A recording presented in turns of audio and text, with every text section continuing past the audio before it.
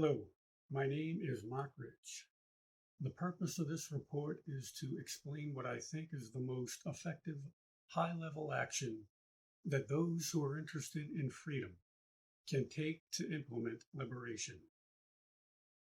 I'll explain what I've determined to be the biggest obstacle to liberation, how it impedes any kind of nonviolent direct action, mass movement, legal and civil proceeding, why this obstacle has been so problematic, what might occur if we do not confront it, how we can start the process of removing this obstruction, why the suggested removal method is practical, and what we might expect if this interference is cleared. Supporting data can be found in the description of this video. When forming a plan of action to stop an oppressive force, the more applicable information we can include to broaden our view of the situation, the more precise our plan will be and the better our chances of success. Some data may be so vital to the cause that to exclude it from an evaluation would virtually guarantee failure. One of the most important considerations would be the form of communication used by the oppressors. It would also be logical to determine what percentage of the population is actually or outwardly loyal to them. These factors would be especially important if you suspect that the invaders are using a communications system to directly control part of the population that you are relying on for support during your campaign. In previous reports and documentaries, I described a radically high-tech, AI-driven C4ISR system, the Global Information Grid. I've learned that in addition to coordinating worldwide civil military operations that target specific groups and individuals, this mechanism is the basis of their tyranny. Despite claims that the plot to wirelessly link human brains to a computer is decades away, I'm certain that many people are already brain-linked to an intelligent supercomputer. I've found that citizens from all walks of life are knowingly under AI control, including many decent people who are forced into acts of brutal persecution. I've also observed some influential people being used to promote various destructive agendas, sometimes obviously against their free will. If you've been trying to resolve an alarming societal problem and wonder why more people haven't spoken out about it, or why specialists who must have detected the danger have not alerted the public, this system may be holding them in check. Likewise, if some of your colleagues have suddenly adopted a bizarre posture on a crucial issue that you previously agreed on, then you may want to consider the possibility that they were visited by this artificial life form and brought under its control.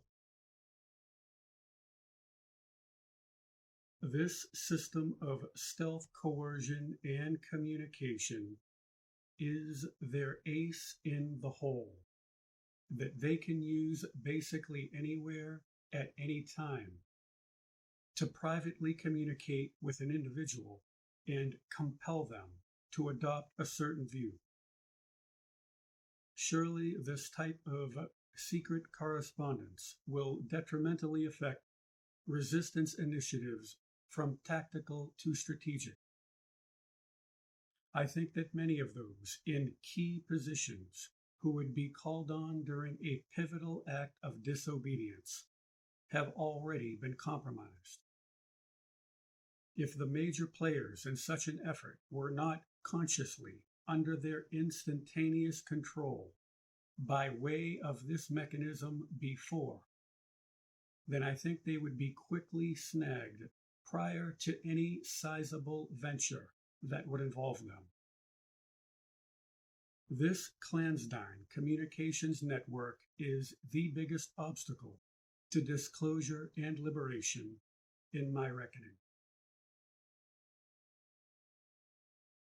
I've determined that they are directly controlling most prominent individuals in the various departments of the visible resistance.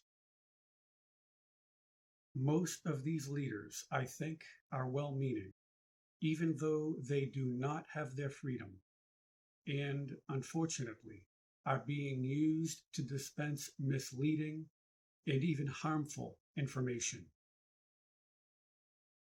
Although there have been victories on some fronts because of gallant and virtuous people, if activism is to succeed on a high level, such as ending their malignant rule or halting certain atrocities, then this system must be dealt with.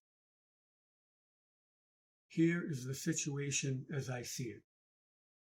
Interpersonal communication, that is a primary element to design and carry out a plan of resistance, has been vastly compromised on a fundamental level. They are able to use this system to reach down to the individuals who steer movements and covertly direct them with specific instructions while they are interacting with their audiences. As long as this problem is willfully ignored, there can be no true liberation. The best we can hope for under current conditions is an elaborate show. This artificially intelligent mechanism looms over society like a giant monster. One of its greatest attributes is concealment. I figure due to intentional unacknowledgement as opposed to ignorance. I used to think that the active brain linking program was secret because people were unaware of it. Eventually, I found that many people do know about this. They just pretend that it doesn't exist.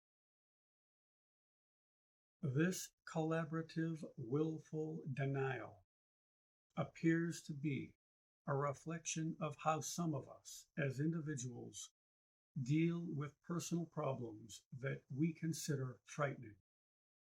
We ignore them because they're too painful to confront.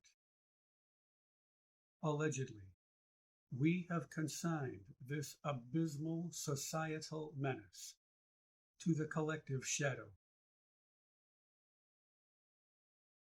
So, how do we go about rendering inert a system that is intelligent, secret, redundant, self-repairing, geographically dispersed, resilient, and mightily defended? To start the process that hopefully results in the eventual deactivation of this mechanism, my suggestion is to talk about it. Although this action may appear too simple to have a worthwhile effect, I think it'll have a great impact. And later in this report, I'll describe why this is so. Once the issue is adequately raised, I think other solutions will be evident. The first step is to expose it to the light of awareness. Currently, there's already talk about AI in the regular and independent media. When I suggest talking about it, I mean specifically the AI that has been here for decades.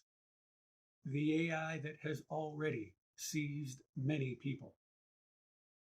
The AI that is coordinating network-centric warfare that includes the global TI program. and the AI that is most likely coordinating the rest of their crimes against humanity and this sentient planet. A simple, effective, safe, reasonable, nonviolent, and powerful action that most of us can readily take is to talk about it. Decades ago, that would have been difficult because data on this topic was limited. However, currently there are many official reports on this exact thing. So it's actually easy to logically raise this topic in a variety of forums.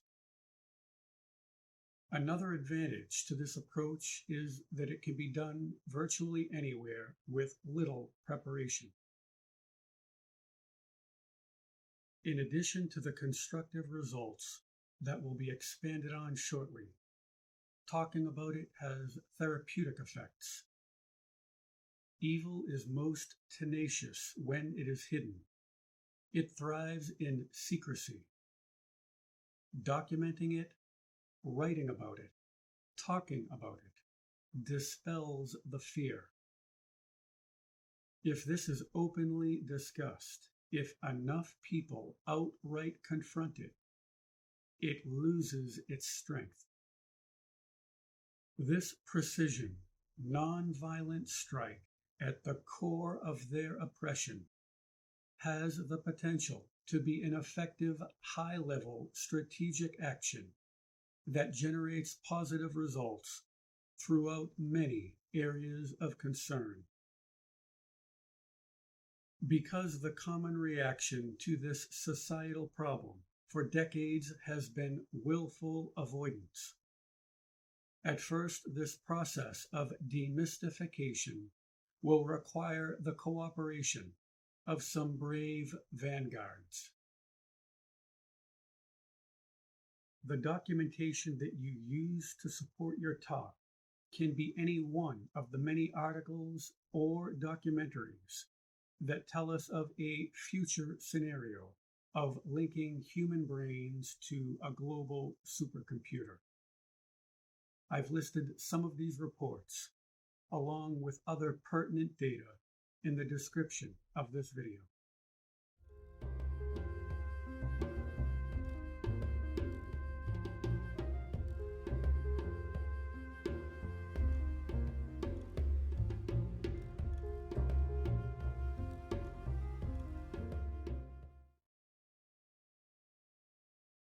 Before I cover talking points, I'd like to briefly speak about an issue that I think many people will encounter.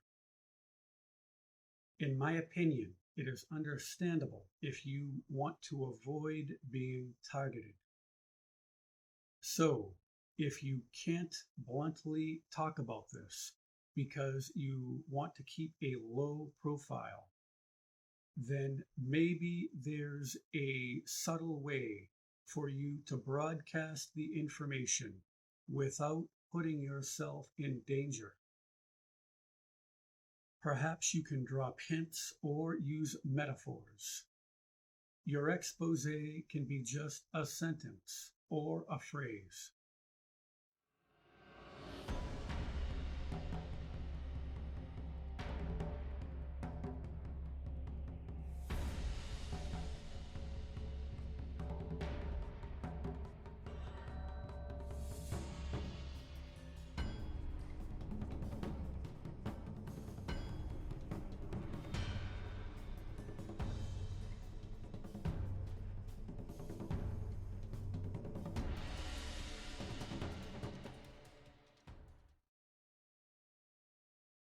What can we expect if this electronic creature is subdued? I think there will still be interference. They will still influence and control public organizations, instrumental people, politicians, individual citizens, and the observable resistance.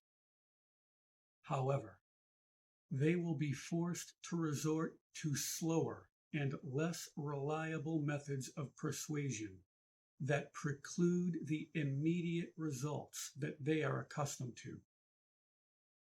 This will release their telepathic grip on the citizens and give those who are taking action to stop them the operating space that will allow for redemptive procedures that would not have been possible otherwise.